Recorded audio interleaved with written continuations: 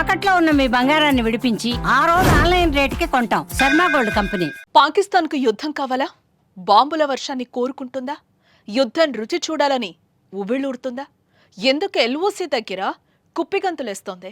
శాంతి మంత్రాన్ని జపిస్తున్న భారత్ను ఎందుకు పొడిచి పొడిచి కెలుకుతోంది? భారత్ రియాక్ట్ అయితే పాక్ పరిస్థితి ఏంటి?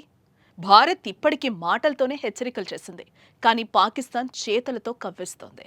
ఈ పరిస్థితులన్నీ భారత్ పాకిస్తాన్ మధ్య యుద్ధ వాతావరణాన్ని సృష్టించినట్టేనా? ఒకసారి చూద్దాం.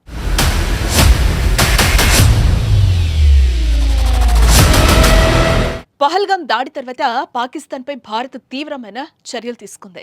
సింధు జలాల ఒప్పందాన్ని రద్దు చేయడం, బోర్డర్లు మూసివేయటం, చివరికి భారత్లో ఉన్న పాకిస్తాన్ పౌరులను దేశం విడిచి వెళ్లిపోమని ఆదేశించడం. ఇంత జరిగినా పాకిస్తాన్ శాంతియుత చర్యలకు మాత్రం దిగడం లేదు. పహల్గాం పాపం మాది కాదు అంటూ పక్క దేశాలతో చెప్తూనే బోర్డర్లో మాత్రం తమ సైన్యాన్ని రెచ్చగొడుతోంది. ఎల్ఓసి వెంట కాల్పులు జరిపితే కవ్వింపు చర్యలకు పాల్పడుతోంది. అంతేకాదు, లష్కరే తోయిబా మా దేశంలో లేదని దొంగ మాటలు చెప్తూనే ఆ సంస్థ అధినేత హఫీజ్ సయీద్ కు భద్రత కల్పిస్తోంది.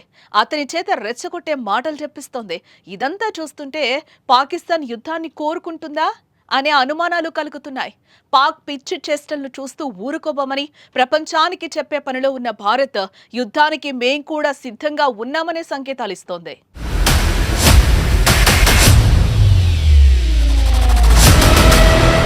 భారత్ పాక్ సరిహద్దుల్లో ఇప్పుడున్న పరిస్థితి చూస్తుంటే యుద్ధ మేఘాలు కమ్ముకున్నాయనే చెప్పాలి. పాక్ ఒక చిల్లర పనిచేసిన తాట తీసేందుకు భారత్ సిద్ధమైంది. ఇప్పటికే త్రివిధ దళాలు తమ సిబ్బందికి సెలవులు రద్దు చేసింది. అందరినీ క్యాంపుల్లో రిపోర్ట్ చేయాలని ఆర్డర్ చేసింది.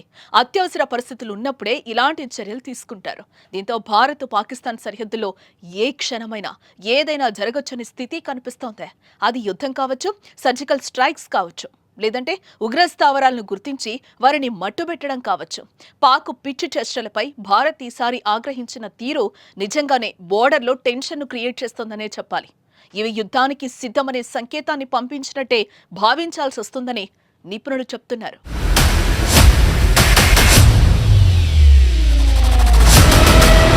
పహల్గాం దాడితో యావత్తు భారతదేశం కన్నీరు పెడుతోంది.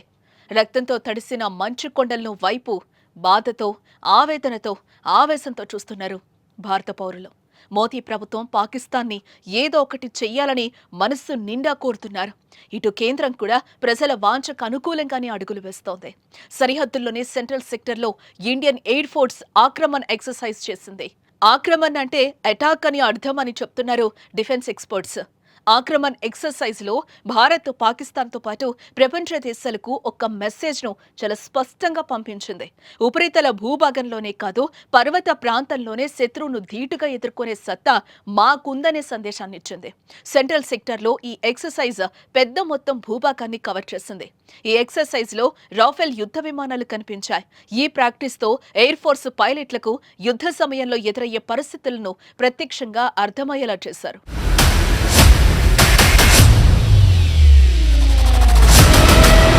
భారత వైమానిక దళం ఇప్పటికే దేశంలోని వైమానిక స్థావరాల నుంచి యుద్ధ విమానాలు సెంట్రల్ సెక్టార్కు తరలించింది.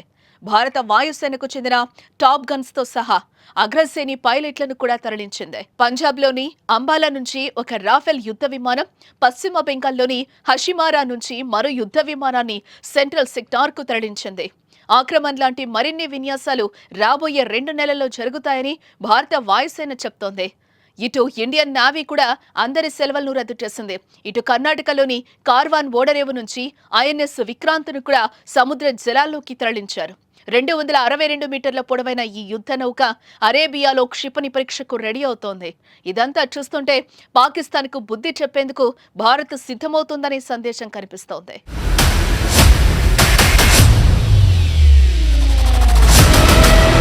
అటు పాకిస్తాన్ కూడా భారత్ యుద్ధం చేస్తుందనే ఆందోళనతోనే ఉన్నట్టుగా తెలుస్తోంది. పాకిస్తాన్ కూడా సైన్యాన్ని సెలవులు రద్దు చేసింది. ఆఫ్ఘనిస్తాన్, బలూచిస్తాన్ సరిహద్దులో ఉన్న సైన్యాన్ని భారత్ పాకిస్తాన్ సరిహద్దుకు తరలించారని ఆదేశాలను జారీ చేసింది. అటు పాకిస్తాన్ కూడా యుద్ధ విమానాలను సరిహద్దులకు తరలించింది. ఏ క్షణంలోనైనా సెన్సిటివ్ నిర్ణయాలు తీసుకోవచ్చని పాకిస్తాన్ కూడా సైన్యాన్ని అలర్ట్ చేస్తోంది. సింధు జలాల ఒప్పందాన్ని రద్దు చేయడంతోనే పాకిస్తాన్ కు ఓ క్లారిటీ వచ్చింది. సీమాంతర ఉగ్రవాదాన్ని అంతం చేయడానికి భారత్ ఎలాంటి చర్యలకైనా సిద్ధపడుతుందని పాక్లోని నిపుణులు కూడా అంచనా వేస్తున్నారు. దీంతో ఏ క్షణంలోనైనా యుద్ధం జరగొచ్చనే చర్చలకు ఇక్కడ ఆస్కారం ఏర్పడుతోంది.